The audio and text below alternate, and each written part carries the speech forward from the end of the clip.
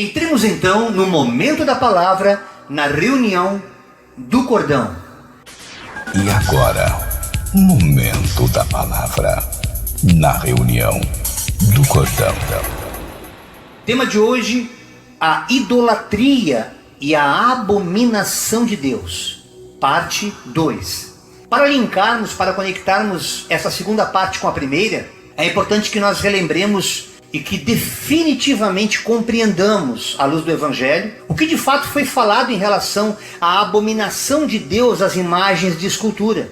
Deus permite tão somente admirarmos as imagens de escultura, como quem admira uma obra feita por um artesão, como por exemplo, esses dias assistindo a TV juntamente com minha esposa, nós vimos 3 obras do artista mineiro Antônio Francisco Lisboa, o famoso Aleijadinho ali de Minas Gerais, que estão sendo restauradas em Belo Horizonte, em um ateliê instalado no hall da Casa de Cultura daquela cidade. E é tão tremendo, irmãos, o que eu pude ver espiritualmente por detrás dessa exposição, que esse trabalho de restauração, ele pode ser acompanhado inclusive por pedestres que passam pelo prédio, através de uma parede de vidro, como uma vitrine. E a perspicácia, a sabedoria, o conhecimento daqueles técnicos em restaurar uma imagem tomada de cupins, madeiras seculares, e ninguém parou para se prostrar para orar por nada ali, coisa interessante. As pessoas apenas admiravam e admiram quando passam ali a essência daquele trabalho de restauração naquele artesão.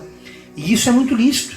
E eu aproveito esse gancho aqui essa noite para denunciar uma grande heresia que por muitos séculos tem sido sustentada e ainda praticada pela Igreja Católica, sem nenhum respaldo bíblico, e que tem deixado seus fiéis confusos no que diz respeito a uma suposta aprovação de Deus na construção de imagens de escultura com semelhança de homem, alegando ser apenas uma lembrança, como se fosse uma fotografia. Eu quero lembrar do meu pai e da minha mãe que já faleceu, então eu me volto para aquela imagem como uma lembrança, com uma recordação, quando sabemos que o modus operandi, a prática dessa religião não é essa. Não é tão somente um memorial a santos, como eles dizem, assim como a Bíblia nos relata que, alegando ser uma lembrança, Deus orientou Moisés a colocar imagens de querubins na Arca da Aliança, ou também eles se estribam nessa passagem que fala que Moisés ordenou a construir e levar uma imagem de serpente no deserto, mandamento esse feito por Deus, mas sem ler e nem ensinar a verdade a seus fiéis. Ou seja, quando os padres leem essa mensagem, eles não ensinam a profundidade do que tem por detrás dessa escritura, onde Deus ordena a Moisés a levantar uma imagem de uma serpente. E estudando um pouquinho mais a palavra, como o povo de Bereia, Deus tem me dado muito essa visão, para que nós possamos ter essa sabedoria de orientar e instruir as pessoas, não para ficar discutindo, fazendo resenha contra religiões, porque não é o nosso propósito. Nós praticamos o Evangelho, não praticamos religião. A única religião que a gente pratica é aquela descrita por Tiago, já falei na parte 1, que é amar e cuidar dos órfãos, das viúvas, e se desviar do mal. O religare que Deus quer é que nós amemos Deus no próximo.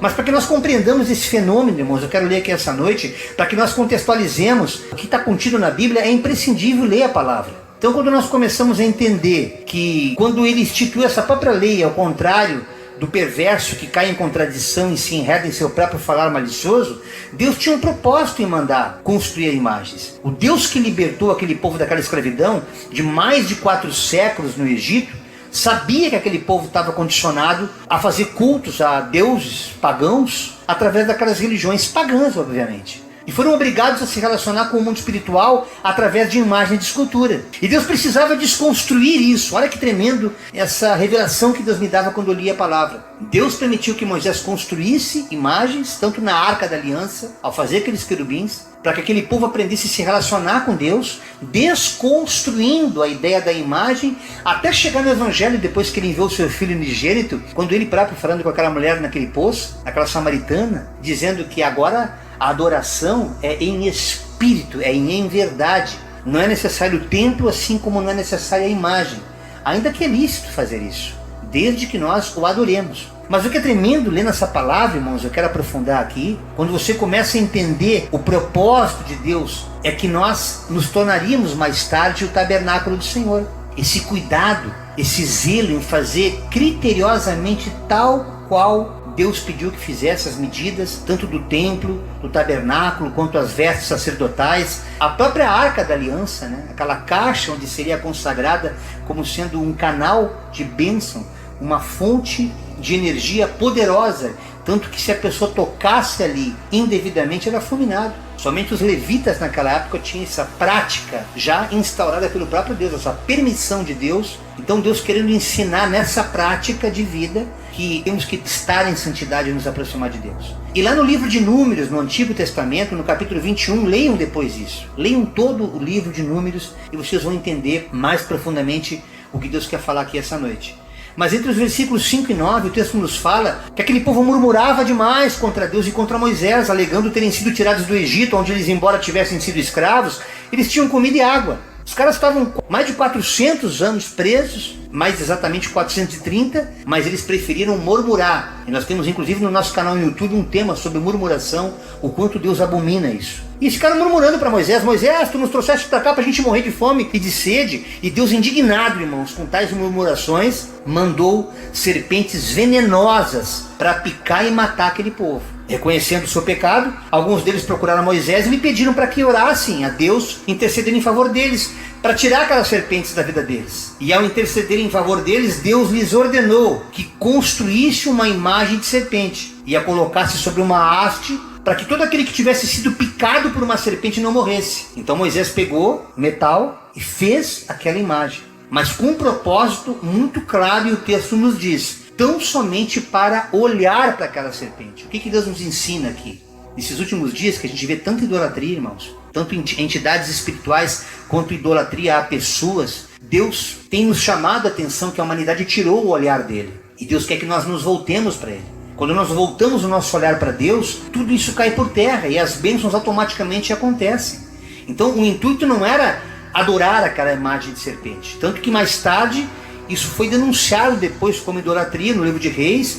O próprio rei Ezequias, um dos mais notáveis reis de Judá, fiel servo do Senhor, ele quebrou todas aquelas estátuas que alguns anos antes, alguns séculos antes, Moisés havia feito. Dentre elas a tal serpente de metal que Moisés havia levantado no deserto, porque havia se transformado em um objeto de culto, assim como tantas imagens que especialmente as religiões afro e católicas usam, como forma de intermediar o contato com Deus, sabendo que Deus já determinou que o único mediador entre nós e Ele é Jesus. É uma lei espiritual tanto quanto a lei da gravidade, e isso é tão difícil de entender, porque os corações estão endurecidos. Eles querem segundo as suas concupiscências. Não, a tradição me ensinou isso, a minha avó já praticava isso, por que esse pastor agora vem dizer que é diferente? E elas continuam nessa cegueira. E nós estamos aqui justamente para denunciar, irmãos. Era apenas para ser uma estátua, para que eles olhassem ao ser picados. Eles não iam ser poupados de ser picados, mas não morreriam do veneno daquela picada, porque a sentença já havia sido dada. Eles tinham que pagar o preço pela insubmissão, pela falta de reverência a Deus. E ainda colocaram um nome nessa entidade chamada Neustã, que significa resistente, firme, sabendo que nós temos que estar firmados em Cristo, irmãos, na rocha. E assim, muitos anos depois, conforme registrado no segundo livro de Reis, que Ezequias denunciou isso, a gente aprende o quê? Que ainda que com o passar do tempo, Deus permita que situações aconteçam para posteriormente elucidar o que Ele quer fazer através de Jesus Cristo, tem pessoas cujo coração está endurecido e não querem entender, preferem assumir o ensino distorcido da tradição, que são doutrinas humanas e que muitas vezes acabam tornando-se doutrina de demônios. Na primeira parte, quando nós falávamos na primeira carta de Paulo aos Coríntios, no capítulo 10, versos 13 e 14, eu falei que voltaria a esse tema, cujo texto nos fala que não veio sobre nós tentação, senão humana, mas fiel é Deus, que não nos deixará tentar acima daquilo que a gente possa suportar. Antes, com a tentação, dará também um escape, para que possamos suportar. Portanto, meus amados, fujam da idolatria. Aqui Deus falou claramente no meu coração que tem pessoas que estão presas à idolatria religiosa hoje, a culto de imagens, a sacrifício a ídolos, que é abominação aos olhos de Deus, por medo. Se eu largar aquilo lá, vou morrer. Se eu deixar de cultuar, Deus o livre. Se eu parar de acender vela, meu Deus do céu, vão me matar. E Deus está mandando claramente esse povo: fuja disso, porque eu abomino. Eu estou às vésperas de enviar o meu filho para buscar uma igreja santa, e todos esses que estiverem ainda cultuando não passarão incólume, porque estão ouvindo a palavra está sendo pregada aqui, irmãos. Ninguém vai poder dizer e se passar por inocente, porque eu não sabia disso. A palavra está sendo pregada. Deus, ele é poderoso e é capaz de fazer infinitamente mais daquilo que pedimos ou pensamos, de acordo com o seu poder que atua em nós, conforme está escrito lá em Efésios 3:20. Então, se você tem medo, se você está preso a algum dogma, mesmo que seja um dogma evangélico, aonde você vê que ali não tem evangelho, mas se eu sair de lá eu estou desviado, se eu sair de lá eu larguei Jesus, é mentira. Deus quer que nós o adoremos em espírito e em verdade. Tudo mais é religião humana. A falta de sujeição a Deus é que nos aprisiona a esses ídolos. E eu também já fui prisioneiro deles. Até o dia que, tentando tirar a minha vida, sem saber que havia um Deus vivo, por sua infinita misericórdia eu tive esse encontro com o Espírito Santo. E aí eu pude entender o que Tiago, capítulo 4, verso 7 nos fala. Sujeitem-se a Deus, resistam a essas obrigações, a esses rituais, a esses medos. A religião nos impõe uma intimidação espiritual para que nós permaneçamos escravos de homens, de falsos profetas e de demônios. E na autoridade do nome que está sobre todo nome, eu denuncio isso hoje, quebro na tua vida, tão somente pelo poder da palavra. A primeira carta de Paulo a Timóteo, no capítulo 2, dos versos 3 a 6, nos diz: porque isto é bom e agradável diante de Deus, nosso Salvador, que quer que todos os homens se salvem e venham ao conhecimento da verdade. Porque há um só Deus e um só mediador entre Deus e os homens, como acabei de dizer, Jesus Cristo. Aquele que era o Verbo, é o Verbo que se encarnou, que se fez carne, o qual se deu a si mesmo em preço de redenção por todos nós, inclusive por você, meu querido irmão, minha querida irmã, que está escravo de um dogma religioso, que quer se libertar disso, mas por medo não consegue largar. E Deus manda você fugir disso, larga isso e corre para os meus braços e vem conhecer o meu fardo que é leve. Vinde a mim, vós que estáis cansados e sobrecarregados, eu vos aliviarei. Tomai sobre si o meu jugo e aprendei de mim, que sou justo, eu sou manso e humilde de coração. Comigo vocês encontrarão pastagens. O meu jugo é suave. Minhas ovelhas que ouvem a minha voz. Então já estamos vendo, portanto, os dois últimos tipos de idolatria dos quais devemos fugir, que eu havia comentado na primeira parte. Estamos vendo agora a adoração a outras criaturas ou a própria criação e a adoração ao dinheiro e aos prazeres. Muitas pessoas, ao contemplar as maravilhas que Deus criou, irmãos, caem no erro de adorar a criação, em vez de adorar o Criador. A adoração à natureza, a gente vê alguns irmãos, inclusive, praticarem isso. Adora a terra, adora a cachoeira, adora os astros, adora pessoas, pelo que elas se destacam nas culturas, nas músicas, no esporte, até mesmo na religião. Tudo isso é idolatria, abominável aos olhos de Deus. Entenda, irmão e irmã que me escuta essa noite, nem mesmo a pessoa mais inteligente, mais lindinha, a mais influente na sociedade, na cultura, e nem a mais bondosa do mundo, ainda que nos tenha deixado um legado com boas obras de filantropia, nem essas podem ser comparadas ao nosso Deus. Toda a adoração a seres criados por Deus é loucura. Você adorar uma criatura, você adorar um artista, eu tive nisso, eu vivi isso aí, irmãos. E aquilo me constrangia, aquilo me incomodava, mesmo quando eu ainda não conhecia a palavra. Porque a Bíblia nos diz claramente que essa idolatria acontece quando as pessoas rejeitam, elas desprezam, ou elas se rebelam contra Deus. Eu não quero saber desse Deus, porque esse Deus vai me tornar religioso, agora não vou poder mais beber minha cervejinha, não vou poder ver meu futebolzinho, não vou poder assistir minha novelinha, vou ter que ficar preso naquela caixa que você chama de templo, de igreja. E não entendeu que aquilo lá é tão somente o resultado dessa transformação genuína que aconteceu no coração de alguns irmãos que se sentem felizes e se sentem muito bem. Nós mesmos ficamos mais de uma década lá dentro e louvamos a Deus por isso. Hoje temos um chamado diferente de fazer para fora esse id, mas de forma alguma nós censuramos. De forma alguma nós dizemos que está errado. O que está errado é a tua mente idólatra estar focada no pastor que te ministra como sendo um semideus, quando na verdade o anjo daquela igreja é o próprio Senhor e Salvador Jesus Cristo. É dele que você é a ovelha. Melhor confiar nesse Deus do que no homem. E a palavra nos ensina muito mais. Colossenses 3:5. Mortificai, pois, os vossos membros que estão sobre a terra. Essa impureza, essa afeição desordenada que você tem pelas pessoas, a vil concupiscência e a avareza, esse apego exacerbado ao dinheiro, aqui eu vou misturar um pouco de um tema com o outro, essa mesquinhez, tudo isso é idolatria. Quando nós trocamos, irmãos, a glória de Deus, escute isso, por qualquer outra coisa que vire a razão do nosso viver, automaticamente nós nos afastamos de Deus. Eu sei porque eu vivi no mundo artístico durante muito tempo e eu podia ficar horas aqui e não terminaria de contar meu testemunho. Sempre que você está no mundo, servindo ao mundo, com músicas do mundo, não quer dizer que você não possa ouvir uma boa música que te traga paz. Existem muitos cantores que a gente curte ouvir da música popular brasileira, mas tem músicas que você espiritualmente já sabe, mesmo quem não conhece o evangelho, dá vontade de vomitar de tão ruim que é a música e poeticamente. Então se a pessoa que é leiga, que é menos que um neófito, já tem essa percepção, imagine nós que depois que percebemos que essa rebeldia a Deus é pecado, como o próprio livro de Samuel fala,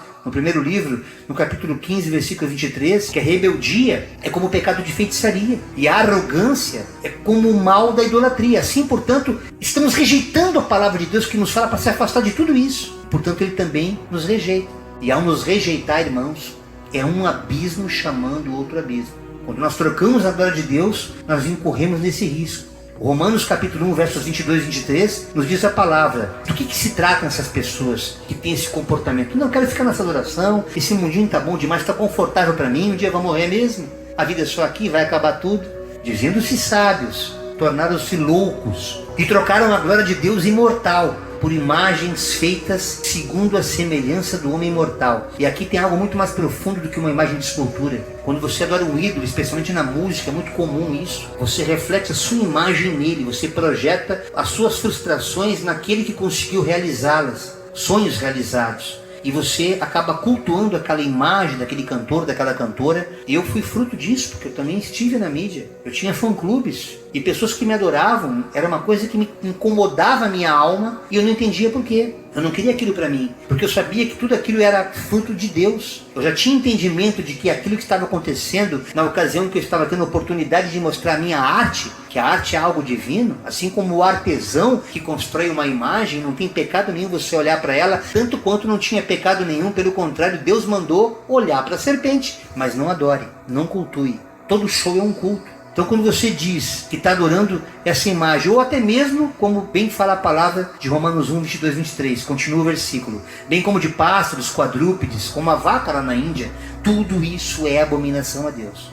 Adorar a criação como quem adora o Criador é pura insensatez. Por isso lares são desfeitos, irmãos, relacionamentos destruídos, pessoas que nos procuram, pastor, meu casamento não está bem, o que eu devo fazer? E você começa a observar como é que está a raiz de tudo isso, como é que está a vida espiritual dessa pessoa, e você percebe que ela não tem uma vida no altar. E é isso que Deus quer chamar a atenção aqui agora. Quando nós nos ocupamos prioritariamente a nossa mente, a nossa vida, com qualquer outra coisa que Deus promete nos acrescentar, quando o reconhecemos como o Senhor de nossas vidas, é daí que nascem as idolatrias relacionais. As pessoas começam a adorar pai, mãe, irmã, marido, esposa, que ao reconhecermos como o Senhor de nossas vidas, eles vão perceber que Ele está acrescentando aquilo que nós estamos buscando como alvo. A idolatria muitas vezes faz a gente esgotar qualquer outra possibilidade, então a nossa fé está naquele alvo do qual nós idolatramos. E a gente não tem mais expectativa nenhuma. Então eu vou curtir essa fossa mesmo, eu vou ouvir essa musiquinha de dor de cotovelo mesmo, o meu destino aqui nessa terra é sofrer, vou beber todas,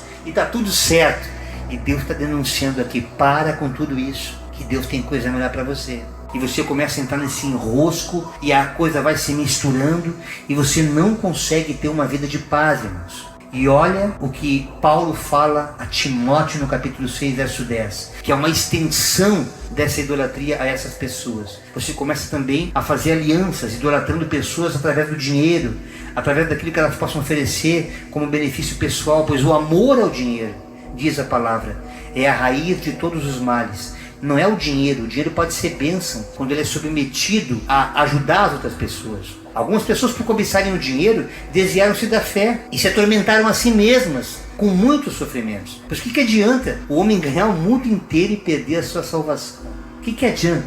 O que o homem poderia dar em troca da sua alma? O que ele poderia fazer? Lá em Lucas 12, 19 a 21, diz a palavra de Deus: diria a mim mesmo, você tem grande quantidade de bens, pegou a Mega Sena, armazenados para muitos anos lá, naquela sementeira, naquele estoque que você fez de bens, de patrimônio, aquela tua conta corrente, aquele dinheiro aplicado lá fora, tudo isso. Deus está falando com alguém aqui essa noite. Descanse, coma, beba, alegre-se. Contudo, Deus diz para você, insensato, insensata, esta mesma noite a sua vida lhe será exigida. Então quem ficará com o que você preparou? Você fica juntando tesouro, bobinho, bobinha, e não vai desfrutar. Porque você tem só uma bundinha para sentar numa cadeira, por que você precisa de duas? Para de acumular e ajuda aquele que precisa, que você vai ver a glória de Deus resplandecer sobre a tua vida. Porque quando você começa a abençoar o próximo, você vai ser abençoado por ele. Quando você tira o olhar do teu umbigo e olha para o próximo, Deus começa a derramar abundância, porque ele viu que você tem a visão do partilhar. Pedro também denuncia na sua segunda carta, no capítulo 2, versos de 20 a 22. Se tendo escapado das contaminações do mundo, você que conheceu Jesus, mas se incomodou com a religião, ou por alguma coisa, por algum motivo, resolveu retroceder, tá legal aquela religião, tem imagem, tem ídolo, mas lá é melhor, vou voltar para lá. É com você essa palavra. Você tem grande quantidade de bens armazenados, e você já conseguiu as suas conquistas, então deixa eu cultuar do meu jeito. Olha o que Deus tem para você essa noite. Tendo escapado das contaminações do mundo, por meio do conhecimento de nosso Senhor e Salvador Jesus Cristo,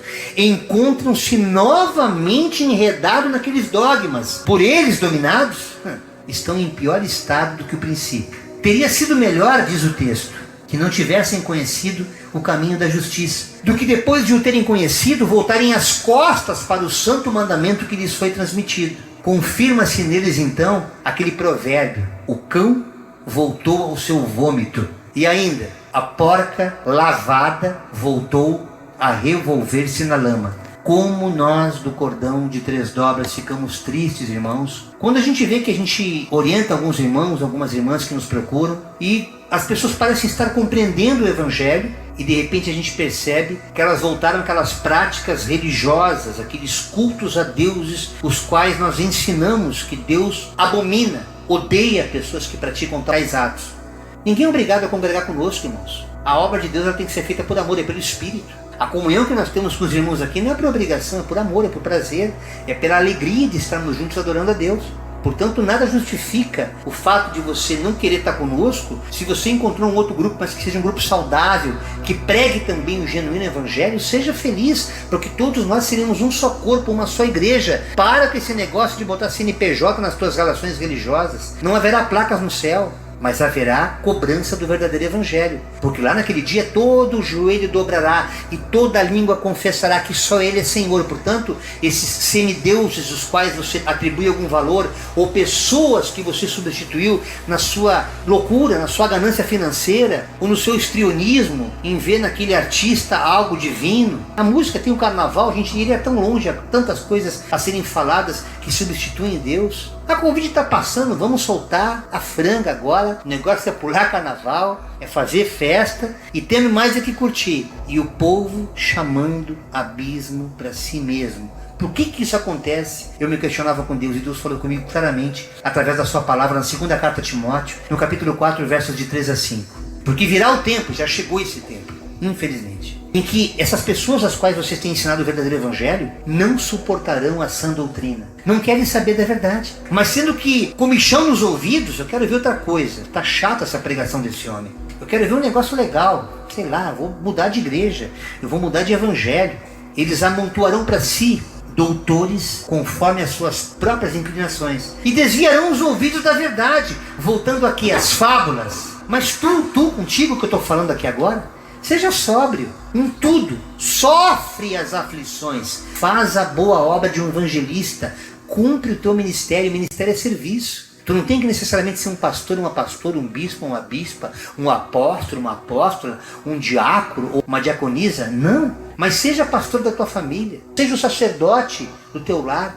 Cumpre esse ministério de cuidar primeiro dos seus, da sua própria casa, porque senão você vai ser pior que o ímpio, vai estar negando a fé. E quando você rejeita essa palavra, você está rejeitando o próprio Deus. Portanto, qual seria então a solução? Depois de tudo isso que a gente falou aqui, o que a gente tem que fazer? Como é que eu posso guardar esse evangelho? Minha memória esquece, eu leio a Bíblia e esqueço. Uma vez adquirida essa consciência, essa compreensão da vida, eu peço a você, irmão e irmã, não joga fora, não retrocede. Aquele pouco que você tem entendido do evangelho, se assegura nele. Se você não entendeu mais, busque. Nós estamos aqui para te ajudar. E o Espírito Santo está livre para ensinar, porque a promessa de Deus que o Pai enviaria outro Consolador, e esse vos ensinaria e vos faria lembrar de todas as coisas. E essa palavra nos fala em Apocalipse: eis que venho sem demora, guarda o que tens, para que ninguém tome a tua coroa. Aquilo que você aprendeu até agora, não deixe o diabo tirar. Se você já entendeu que esse separar-se não quer dizer que você vai se tornar um fanático, mas que você vai se voltar para Deus e botar Ele em tudo que você fizer em primeiro lugar, faça isso. E você desfrutará de uma vida equilibrada. Qual é o caminho que a gente deve tomar então para eu tirar da minha vez, arrancar de vez essa maldita idolatria da minha vida? Seja ela em que dimensão que você esteja vivendo, após abandonarmos a idolatria, meus irmãos, é imprescindível o perdão. Puxa vida, tocou no meu calo. Não perdoo, não, isso eu não vou perdoar. Eu posso fazer qualquer coisa, agora perdoar, eu não fiz nada. Quando você fica auto-justificando para não perdoar, você continua escravo daquele relacionamento, daquela relação que também é idolatria. Quando você entender que ao perdoar, ainda que você não tenha culpa de nada, mas você se coloca à disposição, buscando ainda que não compreenda, mas ter uma aliança, ter um conserto naquela amizade, o próprio Deus vai tratando o seu coração. O primeiro passo é você se perdoar a si mesmo. Caso contrário, a tendência é de a gente se isolar. E os nossos relacionamentos, eles vão se inviabilizando, porque com todo mundo que a gente vê, se relaciona, todo mundo é problema. O erro está sempre no outro. E nós continuaremos colecionando antipatias, como alguns que eu vejo. Não vou com a cara daquele cara. Não suporta aquela mulher. Tu nem conhece ela. Para ver como esse espírito de idolatria, ele tem um poder muito maior do que simplesmente ficar naquela adoração cultica. Não, é uma coisa muito maior, porque ele vai fechando teu coração, fica um coração endurecido. Porque tu ainda está preso na idolatria. A idolatria ela escraviza, assim como aquele povo hebreu que teve escravo, como eu já falei. A idolatria escraviza. Reconheçam que Deus é Senhor e o busquem em primeiro lugar, de todo o vosso coração. Ensine as crianças, as famílias, todos os seus filhos, converse sobre a palavra, converse sobre a escritura. Quando estiver sentado em casa, diz o texto de Deuteronômio 6, de 5 a 7, que é maravilhoso. Quando estiver andando pelo caminho, quando se deitar, quando se levantar, a gente ensina isso, a gente ensina as pessoas a conversarem com Deus, famílias se reunirem, tá cada qual no seu telefonezinho lá, cara, larga um pouquinho ele na hora de deitar, pelo menos, na hora de você se alimentar, agradeça a Deus pelo alimento. Comece a se aproximar de Deus tão somente conversando com Ele. E entenda, irmãos, que tudo que o homem fizer deve ser sempre para glorificar a Deus. Se o teu alvo das coisas dessa vida é glorificar o próximo, você nunca vai ter uma vida em abundância espiritualmente falando. A tua visão de prosperidade vai ser fechada, vai ser obtusa, porque você vai entender que no seu raso conhecimento, raso entendimento, que prosperidade é só dinheiro, quando na verdade Deus tem muito mais a fazer. Quando o que fazemos seja na música, nas artes em geral, ou nos esportes em geral, futebol, ao chamarmos glórias, honras, aplausos, famas para si mesmo, nós não apenas estamos gerando idolatria, paganismo nos corações, consequentemente deixamos de adorar o Deus único para sermos adorados. Olha que coisa maligna. Deixamos de honrar aquele que é verdadeiramente digno de toda honra, de toda glória e de toda adoração. E nos tornamos escravos da própria idolatria que construímos ao nos tornarmos um ídolo. Quando o que você faz tem por prioridade beneficiar tão somente a si mesmo e não ao próximo, cada um com seus problemas, ainda que você prospere financeiramente, o fruto desta atividade passa a ser o teu Senhor. Você vira escravo disso. Mas quando o trabalhador glorifica a Deus por seu trabalho, reconhecendo que Deus é Senhor, mesmo ele sendo um empregado, além de ele ser digno do seu salário, Deus o faz próspero em tudo que ele faz e em tudo que ele produz, e beneficia também o próximo. E Deus se agrada disso, porque ele não fecha o coração apenas para ele. Ele entendeu que amar Deus não é só tão somente um culto em espírito, mas é ajudar, dando pão a quem tem fome, dando água a quem tem sede, dando roupa a quem tem frio. Quando tu tira o teu olhar de ti, tu passa a deixar de idolatrar tuas necessidades e passa a cultuar Deus no próximo, sanando as necessidades dele. Isso é santo, irmãos. Isso é divino, isso é evangelho. E é isso que nós do Ministério Cristão, Cordão de Três Dobras, estamos aqui para te ensinar. Porque você vai entender que Deus é teu supridor. Não é mais a força do teu braço. Porque tu vai entender, como está em Filipenses 4,19, que o Deus em Cristo Jesus que te supre. O meu Deus, segundo a sua riqueza em glória, há de suprir através de Jesus Cristo todas as tuas necessidades. E aí você vai avançar os anos caminhando com Deus e vai perceber que ainda que tu não tenha conquistado tudo o que tu querias, Deus deu tudo o que tu precisaste. Tu vai olhar para trás como o salmista se questionava: eu fui novo, hoje sou velho, mas nunca vi um justo desamparado, nem a sua descendência mendigar o pão. Você vai perceber, irmãos, que essa submissão ao dinheiro, ela tem que ser a serviço do reino de Deus. Submeta o dinheiro a serviço de Deus, como uma potestade que deve estar a serviço do Criador, abençoando o próximo com seus recursos, e Deus, o Criador do céu e da terra, te abençoará e te fará prosperar em tudo que fizeres. Aqueles que passam o seu tempo limitando a sua existência exclusivamente na aquisição de bens tangíveis, o que não significa que você não possa ter o teu sonho de ter a tua casa própria, o teu carro próprio, isso não é pecado. Mas quando você exclusiviza a tua vida, as tuas atitudes em fazer isso, são tolos e vazios, quanto os próprios ídolos. Você passa a ter boca e não consegue se expressar. Você passa a ter um olhar cego, porque não enxerga nada. Você até escuta, mas é como sino, é como lata batendo, porque a tua compreensão está fechada. Você não consegue ouvir, não consegue compreender. Mas Deus, ele é misericordioso. E ele sempre fala, como está ali em Eclesiastes 7:8, e eu amo essa palavra: melhor é o fim das coisas do que o princípio delas. Melhor é o paciente de espírito do que aquele soberbo, aquele arrogante, o altivo de espírito. Porém, Deus deixa nessa noite aqui uma palavra muito clara para todos vocês que assistiram ao primeiro e segundo vídeos sobre esse tema, idolatria. Continue o injusto a praticar a injustiça. Continue o imundo na imundícia. Porém, continue o justo a praticar a justiça. E continue o santo a santificar-se. Eu teria muito mais a falar sobre idolatria. Voltaremos com toda certeza a esse tema, mas nós precisaríamos de muito mais horas para falar sobre isso. Essa é a palavra que Deus colocou no meu coração esse dia 10 de novembro do ano de 2021, na reunião do Cordão.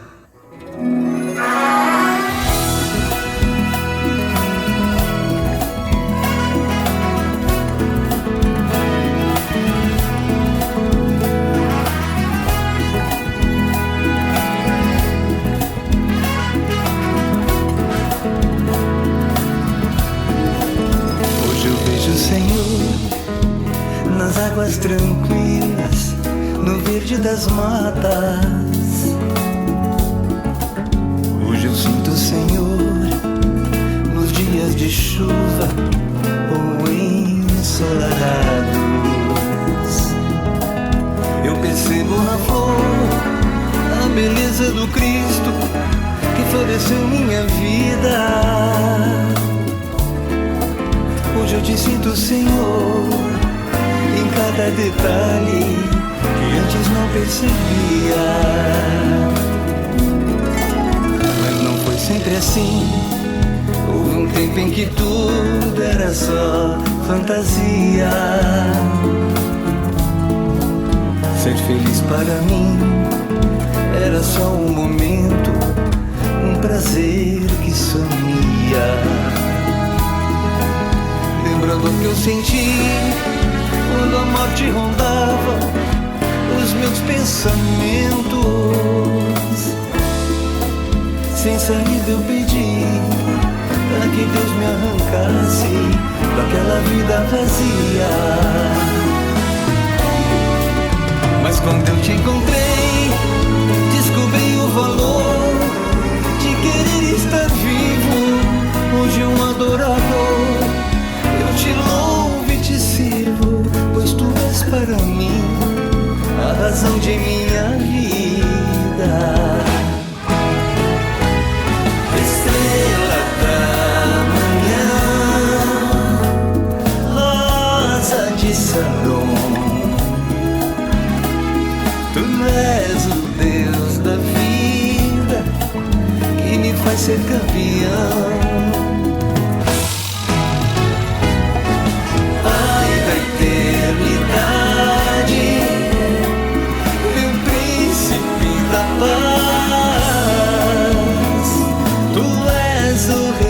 Da glória, não te deixo nunca mais. Estrela da manhã, rosa de Saron, tu és o Deus da vida que me faz ser campeão. Da eternidade, o príncipe da paz, tu és o rei da glória, não te deixo nunca mais. Tu és o rei da glória, pois de ti eu quero mais.